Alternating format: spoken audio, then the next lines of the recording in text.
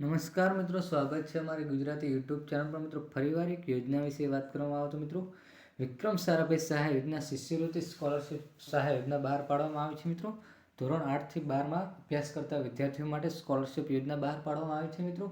મિત્રો જોઈએ સંપૂર્ણ માહિતી આગળ વિડીયોમાં. એના પહેલાં મિત્રો, અમારી ચેનલ પર નવા હો તો ચેનલને સબસ્ક્રાઈબ કરી દેવી, કારણ કે આવનારી સરકારી ભરતી, સરકારી યોજના કે સરકારી ભરતીની માહિતીની અપડેટ સૌપ્રથમ તમારા મોબાઈલના નોટિફિકેશન પર જણાવવામાં આવશે. મિત્રો, જોઈ લે વિક્રમ સારાભાઈ સહાય યોજના સ્કોલરશિપ માટે આવેદન કેવી રીતે કરવું. મિત્રો, જોઈએ સંપૂર્ણ વિગતવાર વિડીયો. તો અહીં મિત્રો વાત કરવામાં આવે તો વિક્રમભાઈ સારાભાઈ નામની આ જે દુનિયામાં કોઈ નથી જાણતું. વિક્રમ અંબાલાલ સારાભાઈ એક ભારતીય ભૌતિકશાસ્ત્રી અને ખગોળશાસ્ત્રી હતા, જેમણે શરૂઆત કરી અવકાશ સંશોધન તેમજ ભારતના પરમાણુ શક્તિ વિકાસમાં મદદ ખૂબ જ મહત્વનો ફાળો આપ્યો છે. મિત્રો, વિક્રમ સારાભાઈ પદ્મભૂષણ 1966માં અને પદ્મ વિભૂષણ 1972માં સન્માનિત કરવામાં આવ્યા હતા. તેમણે આંતરરાષ્ટ્રીય સ્તરે ભારતીય અવકાશ કાર્યક્રમમાં પિતા તરીકે ઓળખવામાં આવે છે. વિક્રમ સારાભાઈ ફાઉન્ડેશન દ્વારા વિજ્ઞાન ક્ષેત્રે ખૂબ જ ઉમદા કામ કરી રહ્યા છે. તાજેતરમાં ફાઉન્ડેશન દ્વારા વિક્રમભાઈ સારાભાઈ શિષ્યવૃત્તિ યોજના શરૂ કરવામાં આવી છે. મિત્રો, વાત કરવામાં આવે તો તેમાં પોસ્ટનું નામ છે મિત્રો વિક્રમભાઈ સારાભાઈ શિષ્યવૃત્તિ યોજના.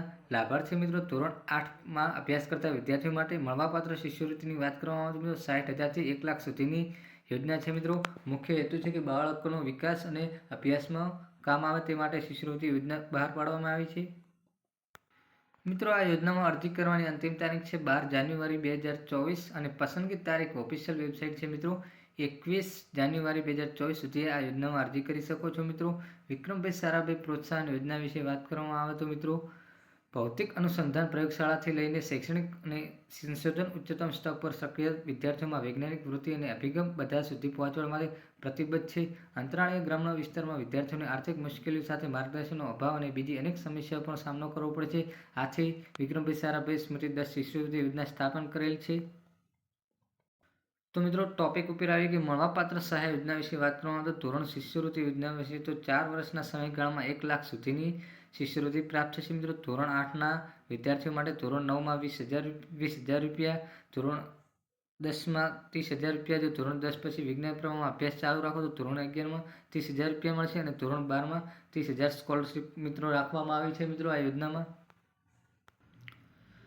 ધોરણ 10ના વિદ્યાર્થીઓ માટે વિશે વાત કરવામાં તો 2 વર્ષ માટે શિષ્યવૃત્તિ આપવામાં આવશે, જે ધોરણ 11 દરમિયાન 30,000 રૂપિયા અને ધોરણ 12 દરમિયાન 30,000 રૂપિયા મળવાપાત્ર થશે. મિત્રો, વિક્રમભાઈ સારાભાઈ શિષ્યવૃત્તિની અરજી પ્રક્રિયા કેવી રીતે કરવી તો મિત્રો, અરજદારે ઓફિશિયલ વેબસાઇટ પર ઓનલાઈન શિષ્યવૃત્તિ માટે ફોર્મ ભરવાની નોંધણી કરવાની રહેશે.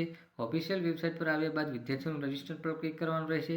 હવે તમે શું તમારી શાળા ગ્રામ્ય વિસ્તારમાં છો તેવો પ્રશ્ન પૂછવામાં આવશે. ત્યારબાદ તમારી વ્યક્તિગત શાળાની વિગતો પૂરી કરી સરનામું વગેરેની માહિતી ભરવાની રહેશે.